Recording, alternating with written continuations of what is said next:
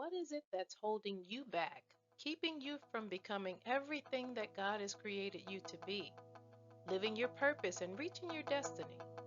Is it self doubt, feeling that you don't measure up to others? Perhaps it's fear or lack of resources, offenses and challenges, maybe even past or current circumstances. Well, I want you to know that these are pathologies, diseases of the mind that negatively impact how you think and perceive things that invade your everyday life. You can overcome these peculiarities and become conquerors, living in the purpose that God has for your life. The Bible in Philippians 4:13 teaches us, I can do all things through Christ who strengthens me. Hello, I'm your coach Dee Johnson, and I'm going to share with you on how you can overcome these pathologies and be all that God created you to be on today's Watering the Seed.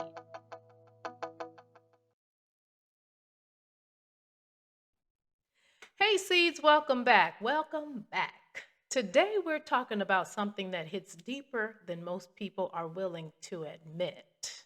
Mhm. Yeah, we're talking about rejection.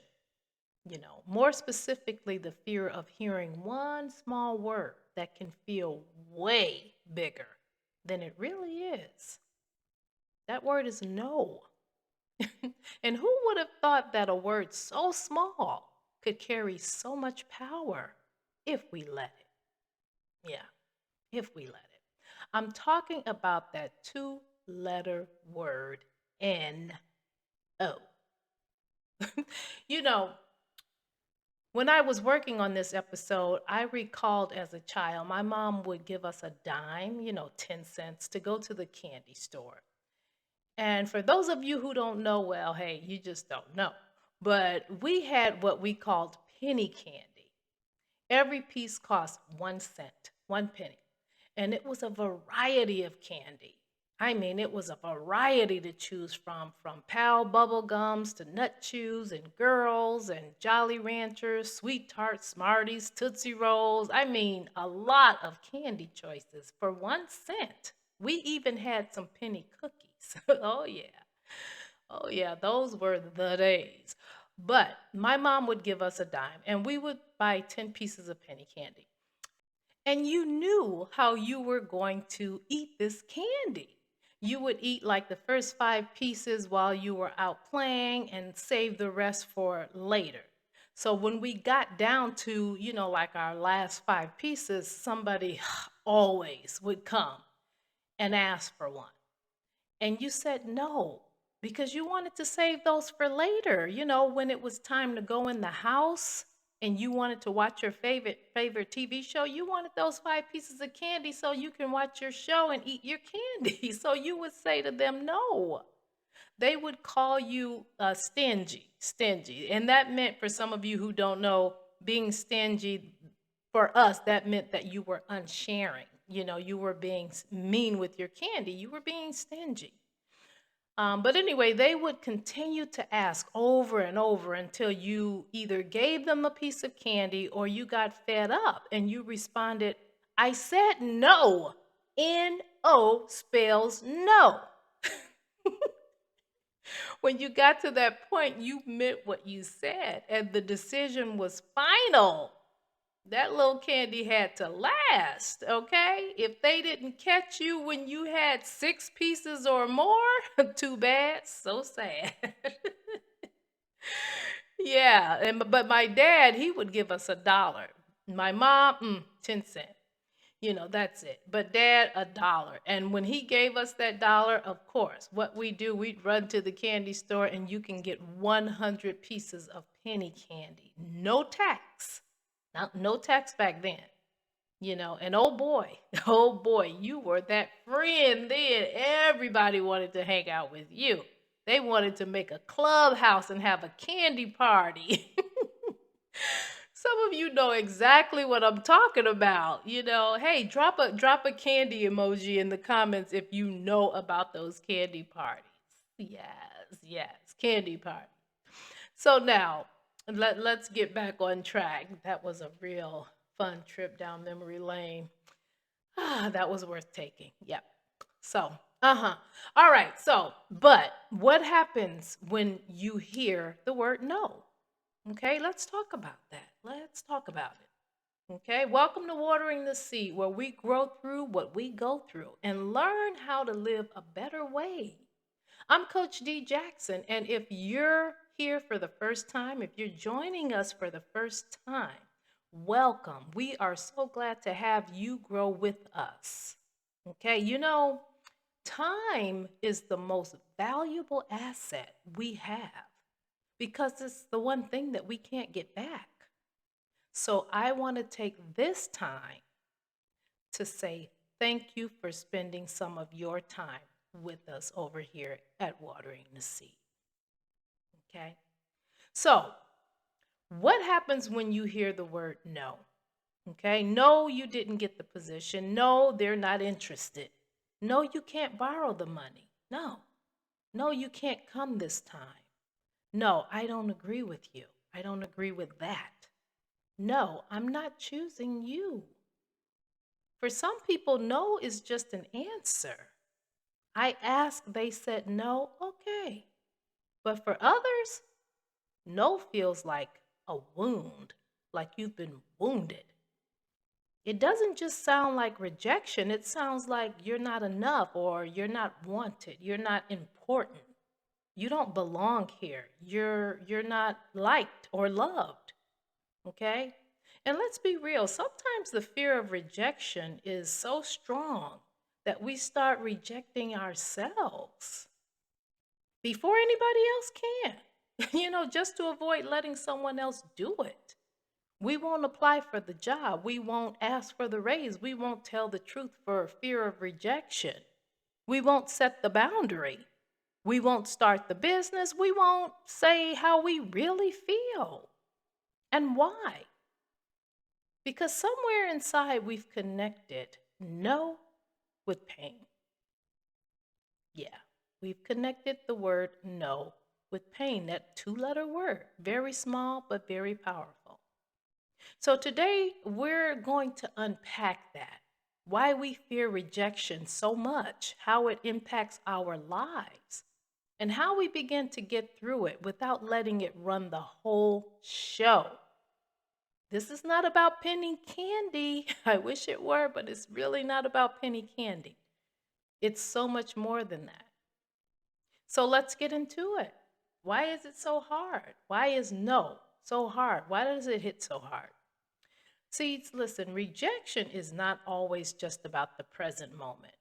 A lot of times, it taps into something older. Sometimes the reason a current no hurts so much is because it wakes up every old moment where you felt dismissed, overlooked, abandoned, maybe criticized, or just not chosen. For some adults, this started way back in childhood. Okay, maybe it was a penny candy moment, but for some adults, it started way back in childhood. Maybe you had parents who were, emotionally unavailable. Maybe love felt conditional, you know. If you do this, then I'll love you. If you don't do it, then I don't want to talk to you. Maybe approval had to be earned. Maybe being told no came with shame or anger or silence. Maybe your voice was ignored, your needs were minimized, or your feelings were treated like a burden. I don't want to hear what you have to say. Don't talk to me, just a burden. So now, as an adult, rejection doesn't feel small, it feels massive, it feels historic, overwhelming. Your nervous system may not hear this opportunity isn't for you, but instead, it may hear you never matter or you're not good enough.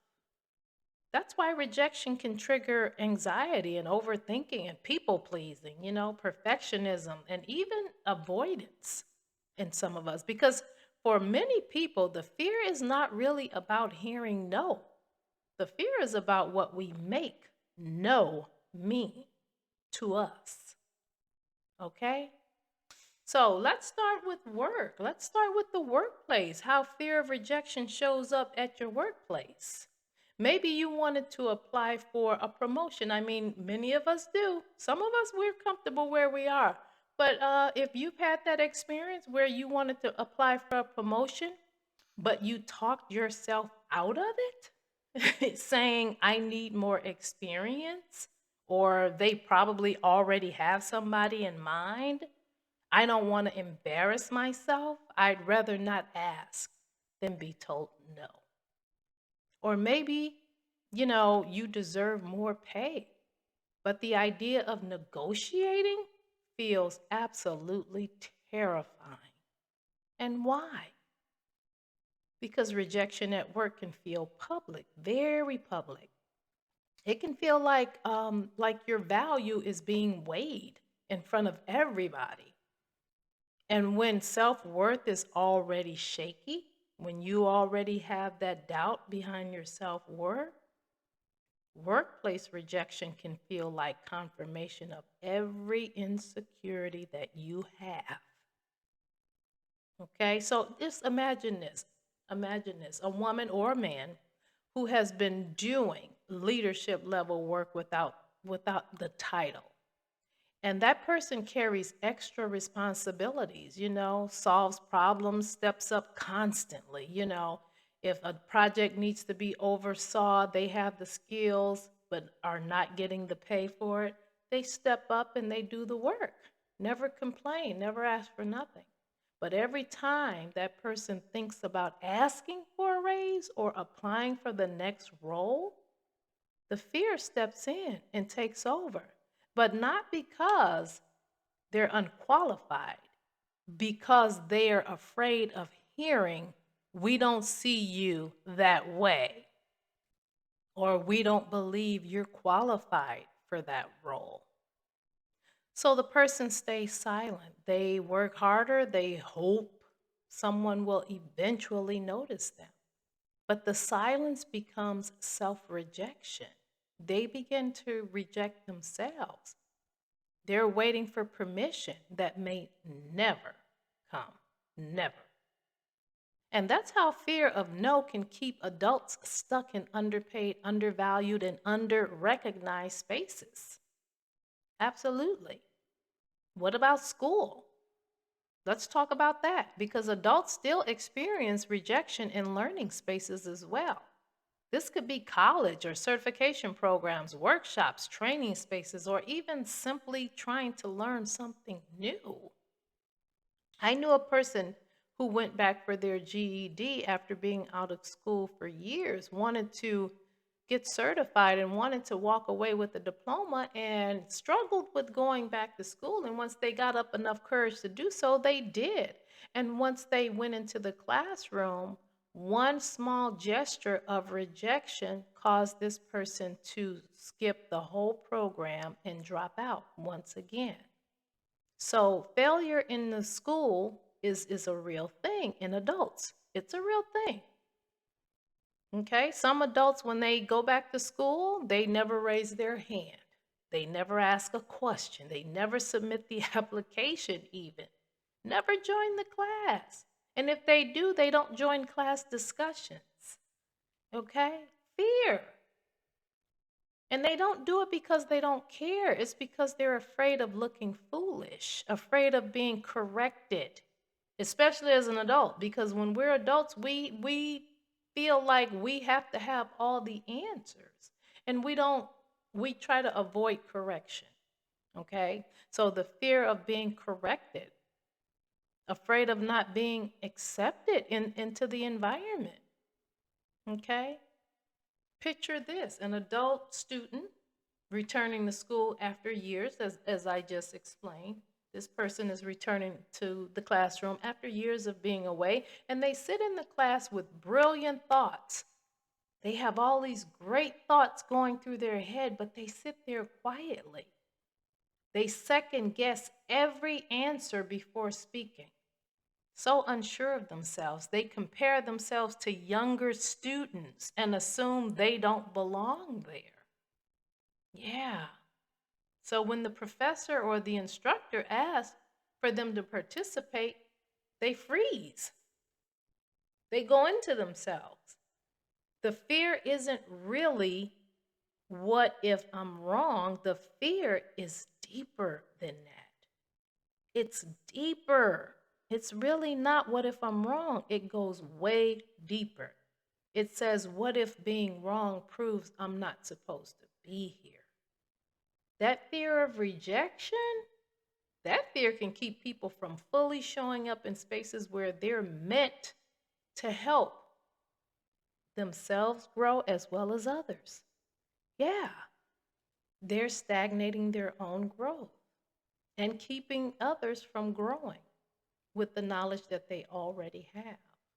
What about your parents? How does it show up in parenting? Now, this part right here,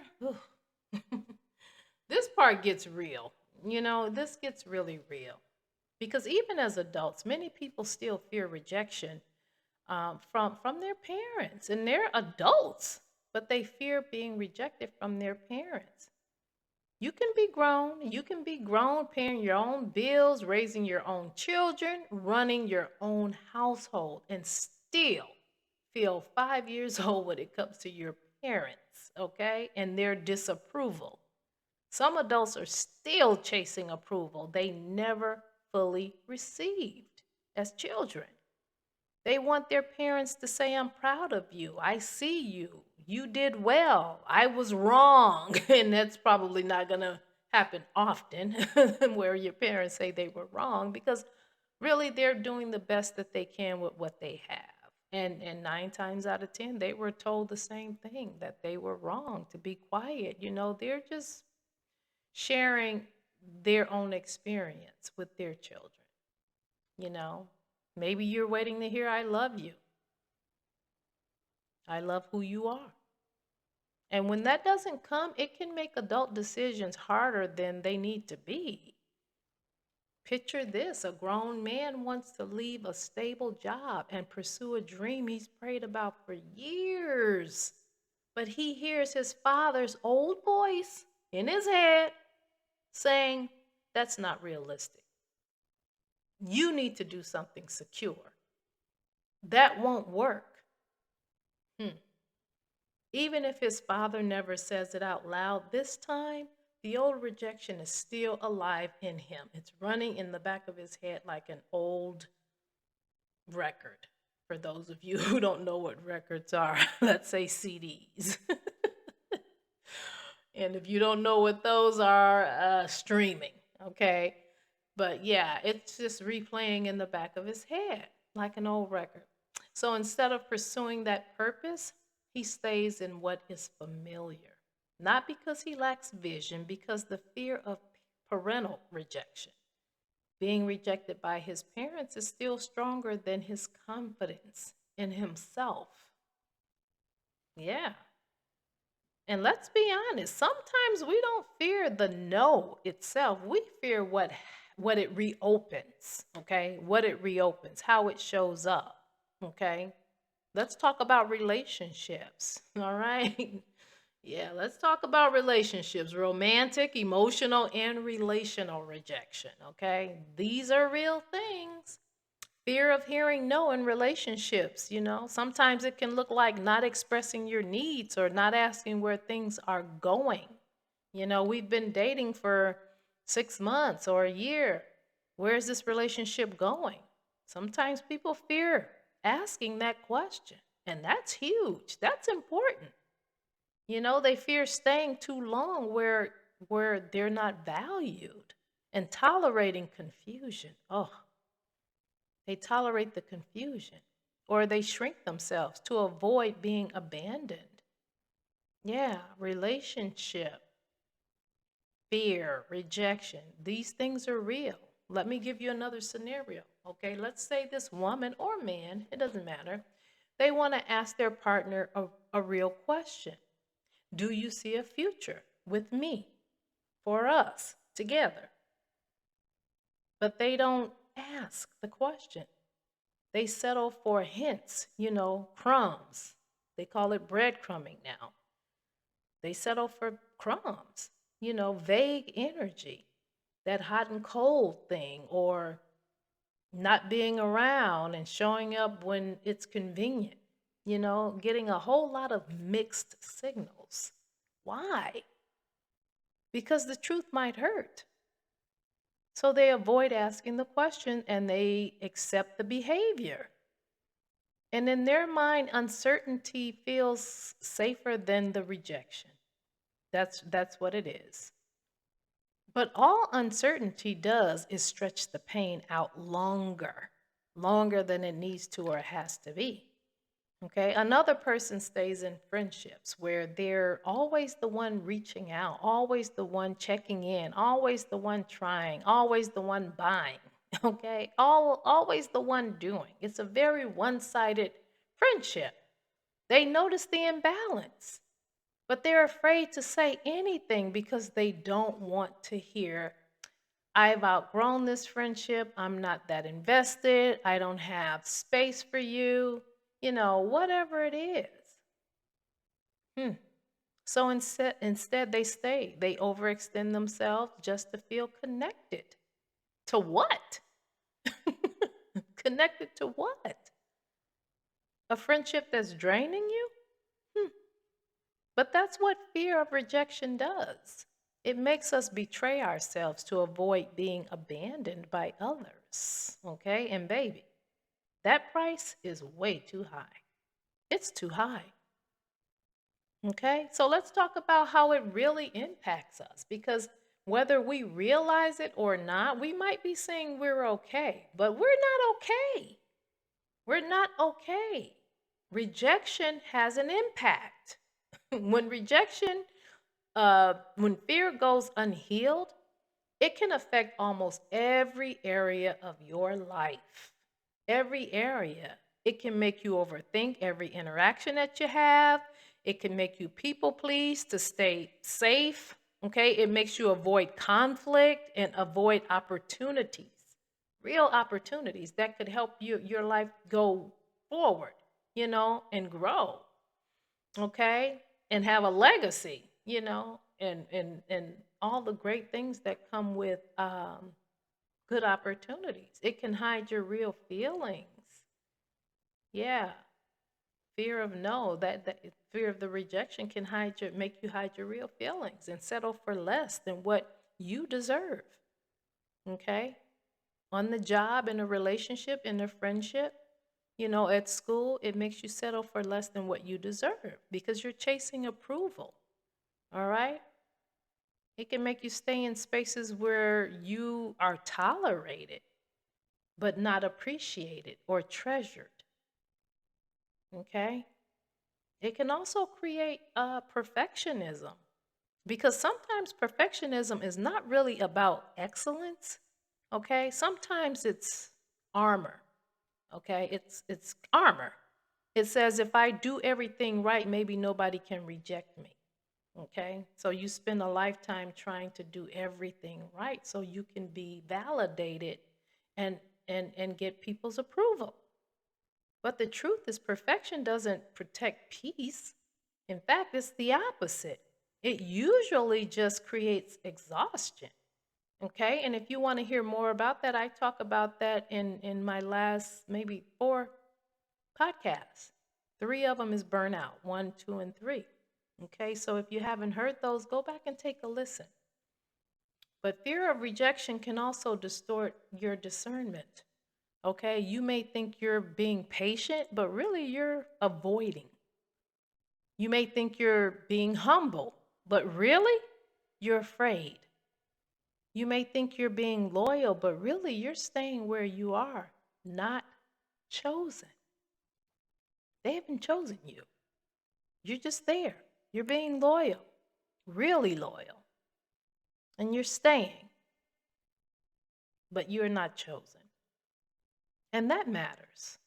That really matters because a life built around avoiding rejection will always be smaller than the life you were called to live. It will always be smaller than the life you were called to live. You cannot operate in purpose with the fear of rejection riding your back because it takes you out of alignment. And if you're not in alignment, you're not fulfilling your purpose. We're purpose driven over here at Watering the Seed. So all arrows will point to purpose over here. Okay. And fear of rejection, that's pointing away from purpose. Okay. So let's get back to our purpose. Let's get aligned. All right. So, how do we do that? How do we get through the fear of rejection? How do we heal this thing? How do we move through the fear of hearing no? Okay, so let's start with this. Stop making every no mean something about your worth, because it doesn't. A no can mean not now, it can mean not this, this doesn't fit, okay? Not this fit, not this person, not this place. Or maybe it's the wrong timing, not this timing. Okay, stop making it mean something about your worth, because no doesn't mean you're not worth. It just means something else, not now. Okay? Or you're the wrong fit. It's okay. That means that you just have to find your fit. You have to find that. It's okay not to fit. It's okay. It's okay not that for that person not to be your person. It's okay. It does not automatically mean you are unworthy. No doesn't mean that. So stop making every no mean something about your worth. And then identify where your fear was formed. Ask yourself, when did no start feeling dangerous to me, uncomfortable? When did that start? Maybe it did start in your childhood. Maybe it did. Maybe it started at school. Maybe a past relationship. Maybe a current relationship. Maybe a harsh work environment. You can't heal what you won't name. We talk about that all the time. So identify where your fear was formed. Where did you start feeling that initially? That no felt like the end. When did that start? And then practice hearing no, without collapsing. It's okay. Not every no needs a full emotional funeral. Okay. It doesn't need that. Okay. Sometimes you need to let no be data. Let it be data, not destiny. Yeah. Just let it be part of a decision that creates resilience in you. Data so that you can take this information and fix it, or take that and use it as data, as information where you need to fix something or undo something or redo something. Just let it be data. Let it be information for your healing. Let it be that. Yeah. Not your destiny, just data. And then do that thing that you fear. Ask anyway. You're afraid to do something, to ask something, do it anyway.